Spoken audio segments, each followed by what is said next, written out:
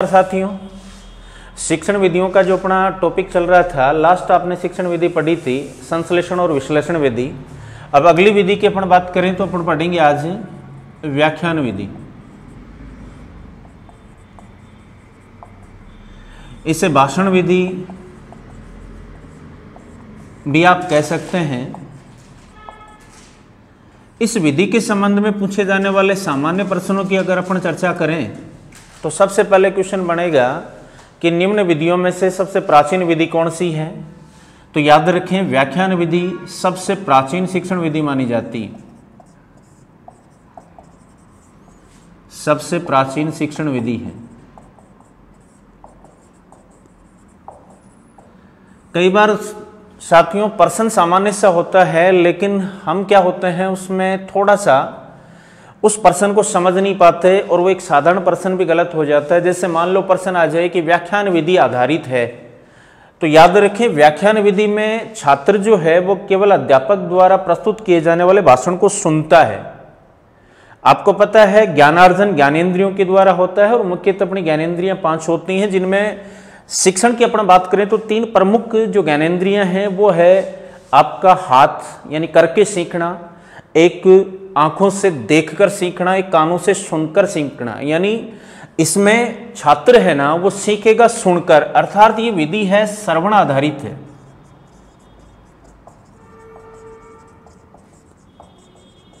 तो एक प्रश्न आ जाएगा कि व्याख्यान विधि किस पर आधारित है। अपना जवाब होगा यह श्रवण आधारित विधि है। अब सवाल यह आता है कि इस व्याख्यान विधि का प्रचलन भारत में कब हुआ। तो भारत में अगर प्रचलन की अपन बात करें तो याद रखें साथियों, जब भारत में शिक्षा का शुभारंभ हुआ ऋग्वैदिक काल से, तब से इस विधि का प्रचलन माना जाता है। अर्थात भारत में यह विधि ऋग्वैदिक काल से प्रचलित हुई है। और ऋग्वैदिक काल में गुरुकुल जब शिक्षा पद्धति प्रचलित थी, उस गुरुकुल शिक्षा पद्धति में मुख्यतः जो ज्ञान था वो गुरु के द्वारा छात्रों को, अपने शिष्यों को मौखिक रूप से दिया जाता था। अब यहां पर एक प्रश्न बनेगा कि ऋग्वैदिक काल में केवल भाषण या व्याख्यान विधि का ही प्रयोग क्यों किया जाता था। तो इसके पीछे कारण जो है वो ये है कि ऋग्वैदिक काल के दौरान लिखने की जो कला है, अपनी लेखन कला या लिपि का आविष्कार नहीं हुआ था।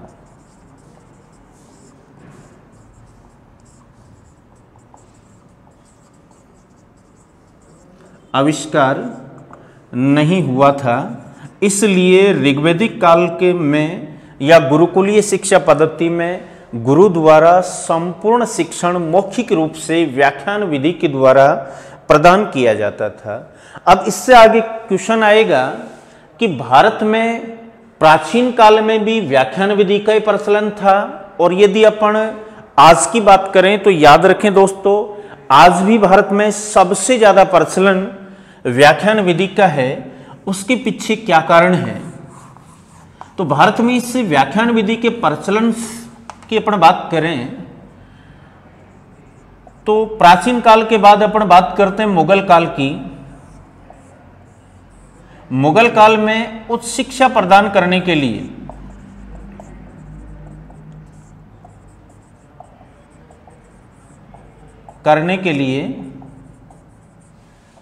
मदरसों की स्थापना की गई थी। और इन मदरसों में भी जो ज्ञान प्रदान किया जाता था वो व्याख्यान विधि से ही किया जाता था। तो कहने का मतलब मुगल काल में भी भारत में मुख्यतः व्याख्यान विधि का प्रचलन था। मुगल काल के बाद की बात करें तो आता अपना ब्रिटिश काल। और ब्रिटिश काल में भी अपन बात करें तो मुख्यतः व्याख्यान विधि का प्रचलन था। ब्रिटिश काल में व्याख्यान विधि का सर्वाधिक प्रचलन क्यों था। तो याद रखें दोस्तों, इसका कारण यह है कि जिस ब्रिटिश काल के दौरान की अपन उस समय की बात करें तो उस समय यूरोप में शिक्षा के प्रमुख केंद्र फ्रांस और इंग्लैंड जैसे देश थे। और फ्रांस और इंग्लैंड में भी मुख्यतः शिक्षण व्याख्यान विधि आधारित था, इसलिए ब्रिटिश काल के दौरान अंग्रेजों द्वारा भारत में भी व्याख्यान विधि का ही प्रयोग किया गया। फिर बात करें अपने वर्तमान की, आधुनिक काल की, तो आज भी सबसे ज़्यादा व्याख्यान विधि का ही प्रचलन है। याद रखें दोस्तों, वर्तमान में शिक्षा के क्षेत्र में अनेक नवीन तकनीकियों का प्रचलन हुआ है, नवीन तकनीकियों का आविष्कार हुआ है, विभिन्न नवाचारों का प्रचलन हुआ है। फिर भी आधुनिक या वर्तमान समय में भारत में सबसे ज़्यादा व्याख्यान विधि का प्रचलन क्यों किया जाता है, तो इसके पीछे कारण है कि भारत में जो कक्षाएं होती हैं उन कक्षाओं में छात्रों की संख्या अधिक है, इसलिए आज भी सबसे ज़्यादा भारतीय कक्षाओं में व्याख्यान विधि का प्रयोग किया जाता है। यहां तक एक बार दोबारा रिपीट करें, व्याख्यान विधि सबसे प्राचीन विधि है। यह विधि स्वर्ण पर आधारित है, अर्थात इस विधि में छात्र सुनकर ज्ञानार्जन करता है। भारत में इस विधि का प्रचलन ऋग्वैदिक काल से है, यानी गुरुकुल जो शिक्षा पद्धति प्रचलित हुई अपने देश में, तब गुरु द्वारा मुख्यतः ज्ञान मौखिक रूप से प्रदान किया जाता था। और उसके पीछे कारण आपको बताया कि उस समय लेखन कला का आविष्कार नहीं हुआ था, इसलिए गुरु सामान्यतः अपने शिष्यों को मौखिक रूप से ज्ञान प्रदान करता था। फिर उसके बाद अपन ने चर्चा की मुगल काल की। मुगल काल में उच्च शिक्षा प्रदान करने के लिए मदरसों की स्थापना की गई और उन मदरसों में भी व्याख्यान विधि के द्वारा ही ज्ञान प्रदान किया जाता था।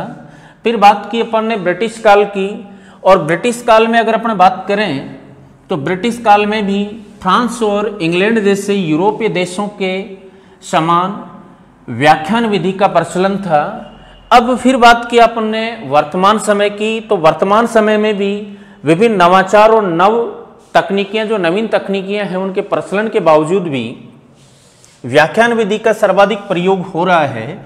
और उसके पीछे कारण माना जाता है कि भारत में कक्षाओं में छात्रों की संख्या अधिक है और बड़े छात्र समूह वाली कक्षाओं में एक साथ बड़े छात्र समूह को ज्ञान प्रदान करने के लिए जो सर्वोत्तम विधि है वो व्याख्यान विधि है। अब इसके बाद अपन बात करें कि व्याख्यान विधि का महत्व या आवश्यकता क्या है।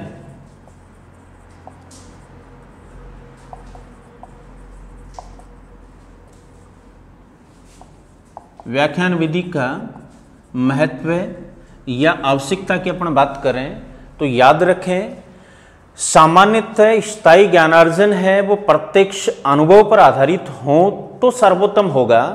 लेकिन कई बार स्थिति ऐसी होती है कि कक्षा में हम पढ़ा रहे, जिस विषय वस्तु को अपन पढ़ा रहे हैं, उस विषय वस्तु का प्रत्यक्षीकरण कक्षा में कर पाना संभव नहीं होता।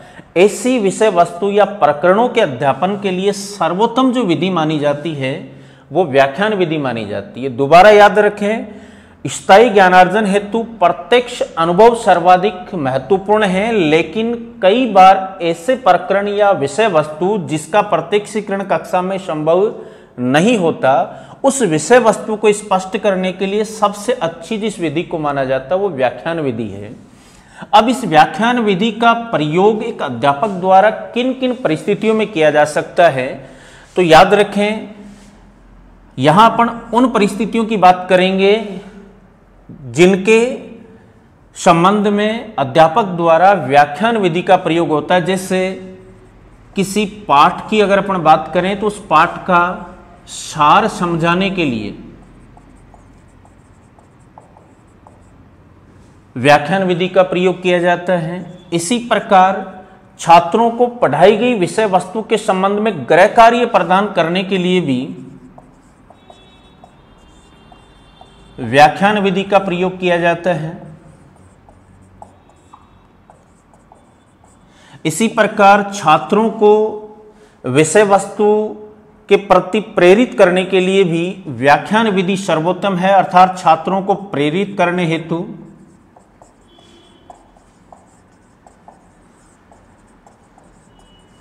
इसी प्रकार दोस्तों, जैसे इससे आगे अपन बात करेंगे आगे पाठ्य पुस्तक विधि की। पाठ्य पुस्तक है ना, उसकी एक सबसे बड़ी जो कमी है वो ये होती है कि पाठ्य पुस्तक में केवल वही विषय वस्तु शामिल की जाती है जो उस पुस्तक के प्रकाशन की तिथि से पहले घटित हुई है। अर्थात पुस्तक में केवल वही विषय वस्तु शामिल हो पाती है जो उस पुस्तक के प्रकाशन से पूर्व की हो।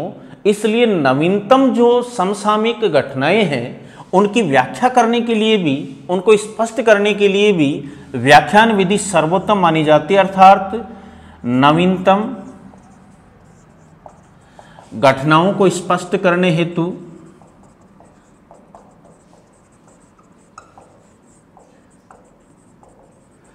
इसी प्रकार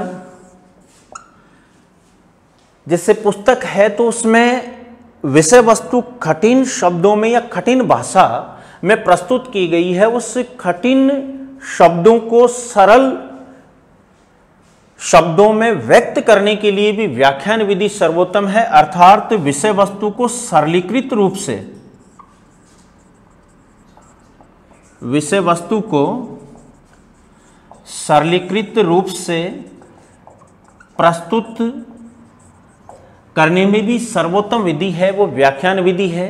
इसके अलावा इसकी जो महत्व की अपन बात करें तो जब कक्षा में छात्रों की संख्या यदि अधिक हो उस स्थिति में भी व्याख्यान विधि है वो सर्वोत्तम मानी जाती है। अर्थात बड़े छात्र समूह वाली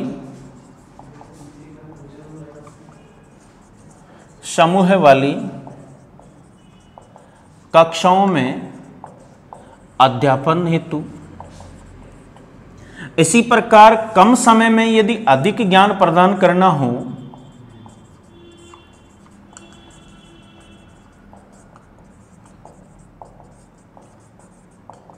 प्रदान करने हेतु भी व्याख्यान विधि महत्वपूर्ण मानी जाती। तो किन परिस्थितियों में अध्यापक द्वारा व्याख्यान विधि का प्रयोग किया जाता है, याद रखें कुछ महत्वपूर्ण बातें आपको बताई जा रही हैं यहाँ। जैसे पाठ का सार समझाने में, गृह कार्य प्रदान करने में, छात्रों को प्रेरित करने में, नवीनतम घटनाओं को स्पष्ट करने में, विषय वस्तु को सरलीकृत रूप में प्रस्तुत करने में, बड़े छात्र समूह वाली कक्षाओं में अध्यापन में या कम समय में अधिक ज्ञान प्रदान करने के लिए व्याख्यान विधि सर्वोत्तम मानी जाती है। दोस्तों, जैसा हमें पता है कि व्याख्यान विधि है उसका सबसे बड़ा दोष ये होता है कि इसमें छात्र केवल मूक श्रोता बनकर रह जाता है, वह क्रियाशील नहीं रहता। लेकिन फिर भी आज भी सबसे ज्यादा उपयोग व्याख्यान विधि का किया जाता है। इसलिए इस आपकी व्याख्यान विधि को आवश्यक बुराई की संज्ञा भी दी जाती है। कई बार प्रश्न आता है कि निम्न में से किस विधि को आवश्यक बुराई कहा गया है, तो याद रखें व्याख्यान विधि को आवश्यक बुराई की उपमा भी दी जाती है। इसी प्रकार व्याख्यान विधि उन छात्रों के लिए सर्वोत्तम है जो छात्र सीखने के लिए स्वयं के प्रयास नहीं कर पाते, और इस श्रेणी में मुख्यतः निम्न बुद्धि लब्धि वाले छात्र आते हैं। ऐसे छात्र मंद बुद्धि वाले छात्र जो सीखने के लिए स्वयं का प्रयास नहीं कर पाते, जो अध्यापक द्वारा किए गए प्रयासों पर निर्भर होते हैं, उन छात्रों के लिए शिक्षण हेतु सर्वोत्तम विधि व्याख्यान विधि को माना जाता है। तो याद रखें व्याख्यान विधि को निम्न बुद्धि लब्धि वाले या मंद बुद्धि छात्रों के लिए वरदान भी कहा जाता है। मंद बुद्धि छात्रों के लिए वरदान किस विधि को कहा गया है, तो याद रखें यहां भी आपका जवाब व्याख्यान विधि होगा। एक तो इसे आवश्यक बुराई की उपमा दी गई है, दूसरा इसे मंद बुद्धि छात्रों के लिए वरदान कहा जाता है। अब अपन बात करेंगे कि भाषण के दौरान रखी जाने वाली प्रमुख सावधानियां कौन सी हैं। तो याद रखें दोस्तों, शिक्षण में भाषण या व्याख्यान का उद्देश्य है छात्रों को ज्ञान प्रदान करना और छात्रों को सर्वोत्तम ज्ञान प्रदान किया जा सके। इसके लिए भाषण के दौरान कुछ सावधानियां रखनी होती हैं। जैसे अगर अध्यापक द्वारा प्रस्तुत की जाने वाली विषय वस्तु में शब्दों का उच्चारण यदि स्पष्ट नहीं होगा तो छात्र पूर्णतः उसका संप्रेषण नहीं कर पाएगा, अर्थात छात्र उस विषय वस्तु को उसी अर्थ में ग्रहण नहीं कर पाएगा जिसमें अध्यापक समझाना चाह रहा है। तो पहली बात होगी उच्चारण स्पष्ट होना चाहिए। तो सर्वप्रथम जो सावधानी रखनी है वो है स्पष्ट उच्चारण। दूसरी जो सावधानी है वो है कि जो भाषण का स्तर है यानी जो आपकी आवाज है, वाणी है, उसका स्तर पर्याप्त होना चाहिए। अब यहां बात आ जाए कि भाषण का स्तर पर्याप्त क्यों हो, तो यहां पर्याप्त का अभिप्राय है कि स्तर इतना हो कि कक्षा में बैठे हुए सभी छात्र स्पष्ट रूप से सुन सकें। तीसरी जो सावधानी है वो है भाषण में विनोद का समावेश होना चाहिए। यहां विनोद का मतलब है हास्य से, मनोरंजन से। अब क्यों आवश्यक है इस विनोद की अगर बात करें तो अति विनोद व्याख्यान विधि के लिए एक बुराई भी है और विनोद का भाषण में शामिल होना आवश्यकता भी है। याद रखें, विनोद का केवल उतना ही प्रयोग किया जाए कि कक्षा में आनंददायी वातावरण का निर्माण किया जा सके, क्योंकि आनंददायी वातावरण अधिगम के लिए मददगार होता है। तो भाषण में विनोद का समावेश भी होना चाहिए। चौथी जो सावधानी है वो है कि भाषण का केवल उतना ही अंश प्रस्तुत किया जाए। भाषण ये नहीं कि लंबा चौड़ा हो, इतना लंबा भी नहीं होना चाहिए कि छात्र बोर होने लगे, कक्षा में निरस्ता उत्पन्न हो जाए। तो भाषण का केवल उतना ही अंश प्रस्तुत किया जाए जिससे अध्यापक के उद्देश्य से प्राप्त हो सके। इसी प्रकार सावधानियों की बात करें तो भाषण है उसका संबंध विषय वस्तु से होना चाहिए, अर्थात उसमें अनर्गल बातों का समावेश नहीं होना चाहिए। तो जो प्रमुख सावधानी है भाषण के दौरान, उसमें सबसे पहली बात है उच्चारण स्पष्ट हो, वाणी का स्तर पर्याप्त हो ताकि सभी छात्रों को स्पष्ट रूप से सुनाई दे सके, भाषण में विनोद का समावेश हो क्योंकि आनंददायी वातावरण सीखने में सहायक होता है। चौथी बात की भाषण का उतना ही अंश प्रस्तुत किया जाए जिससे अध्यापक की आवश्यकताओं की पूर्ति हो सके। पांचवी बात, भाषण में तारतम्यता होनी चाहिए, अर्थात भाषण जो है ना वो खंडित नहीं होना चाहिए, वो तारतम्यता है, वो छात्रों का ध्यान आकृष्ट करती है। इसी प्रकार अपन बात करें तो वाणी में उतार चढ़ाव होना चाहिए ताकि छात्रों का ध्यान विषय वस्तु पर या भाषण पर बना रहे। इसी प्रकार छात्रों का लगातार ध्यान आकृष्ट करने के लिए अध्यापक को चाहिए कि वह बीच बीच में छात्रों से प्रश्न करता रहे ताकि छात्र भाषण से या व्याख्यान से निरंतर जुड़े रहें। ये वो प्रमुख सावधानियां हैं जो एक अध्यापक को व्याख्यान के दौरान ध्यान में रखने की आवश्यकता होती है। अब इसके बाद अपन बात करेंगे भाषण की बुराइयों की, कि भाषण में मुख्यतः क्या बुराइयां हैं। तो दोस्तों यहां आप मोटा मोटी 3 बुराई याद रखें। एक तो भाषण विधि है, इसका विद्यालय में अध्यापक द्वारा दुरुपयोग किया जाता है।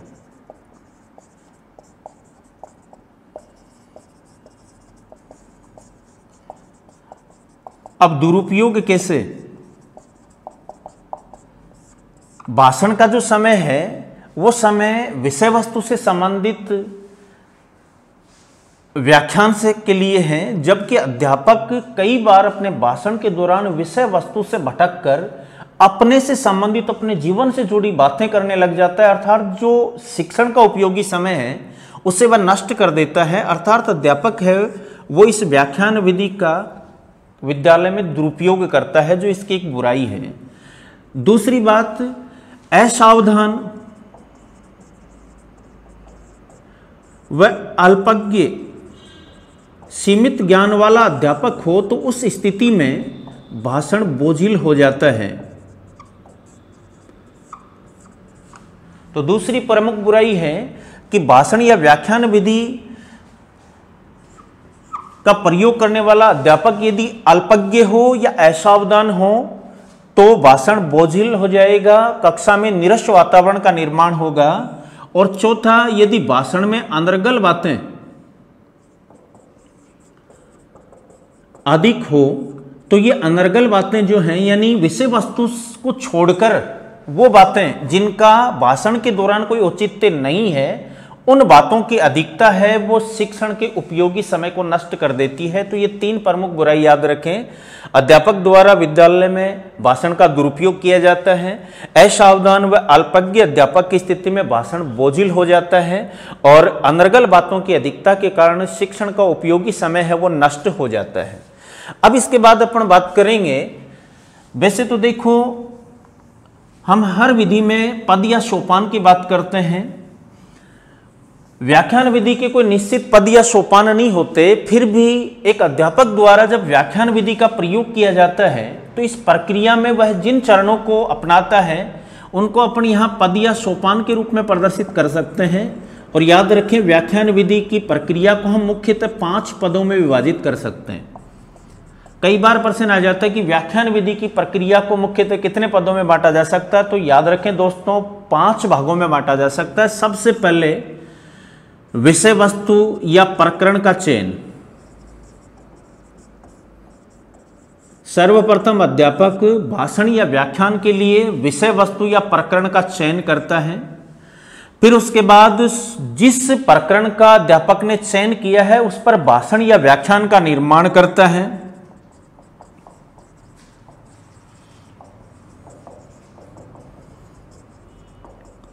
उसके बाद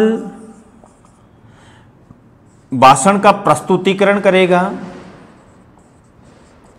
भाषण के प्रस्तुतिकरण के बाद, जैसा आपको पता है कि मौखिक या व्याख्यान विधि के दौरान विषय वस्तु के प्रस्तुतिकरण के बाद अंत में उसका सारांश प्रस्तुत किया जाता है।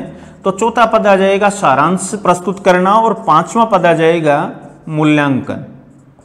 तो याद रखें, व्याख्यान विधि को हम मुख्यतः 5 पद या सोपानों में विभाजित कर सकते हैं। पहला विषय वस्तु या प्रकरण का चयन जो अध्यापक के द्वारा किया जाता है। जैसा आपको पता है कि व्याख्यान विधि अध्यापक केंद्रित विधि है, इसमें शिक्षण से संबंधित महत्वपूर्ण गतिविधि और प्रक्रियाएं हैं वो स्वयं शिक्षक संचालित करता है, छात्र केवल मुख्य श्रोता होते हैं। भाषण या व्याख्यान का निर्माण भी अध्यापक के द्वारा, भाषण का प्रस्तुतिकरण भी अध्यापक के द्वारा, भाषण का सारांश भी अध्यापक के द्वारा प्रस्तुत किया जाता है, और अंत में भाषण का मूल्यांकन यानी जो व्याख्यान प्रस्तुत किया गया उसका मूल्यांकन। तो सामान्यतः इसकी प्रक्रिया को हम 5 पदों में बांट सकते हैं। इसके बाद अपन बात करते हैं हर विधि में गुण और दोषों की। तो देखिए, वैसे गुण और दोष हैं वो ज़्यादातर अपने भाषण के महत्व और उसकी बुराई में ही ज़्यादातर आ गए अपने। सामान्यतः अपना बात करें तो भाषण विधि के जो प्रमुख गुण हैं,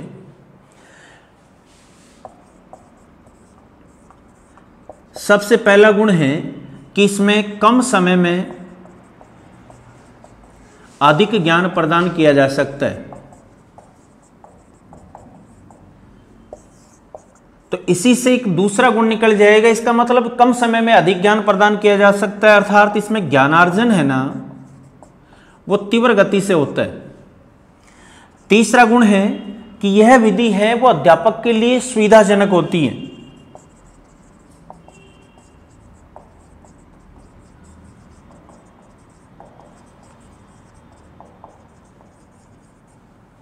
चौथा गुण होगा बड़े छात्र समूह को एक ही समय में ज्ञान प्रदान किया जा सकता है। जैसा आपको पता है कि इस विधि में अधिकांश जो गतिविधियां हैं या यूं कहें संपूर्ण गतिविधियां अध्यापक संचालित करता है, अर्थात इसमें गति अधिक होती है तो समय और धन की बचत होगी।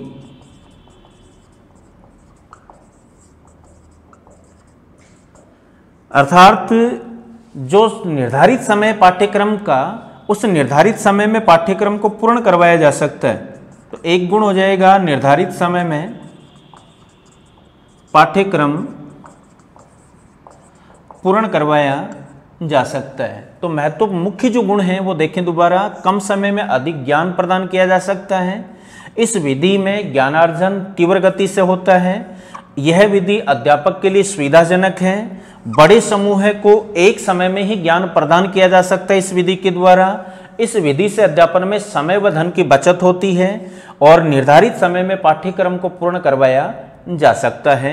इसके अलावा याद रखें दोस्तों, भाषण को भी आकर्षक बनाने के लिए अध्यापक अगर चाहे तो विभिन्न दृष्टांत, उदाहरण, कथन वह कहानियों का उल्लेख या प्रयोग अपने व्याख्यान के दौरान कर सकता है। तो ध्यान देने वाली बातों में भी आप इसको याद रख सकते हैं कि भाषण को रुचिकर बनाने के लिए अध्यापक द्वारा भाषण के दौरान कथन, कहानी, उदाहरण आदि प्रस्तुत किए जा सकते हैं।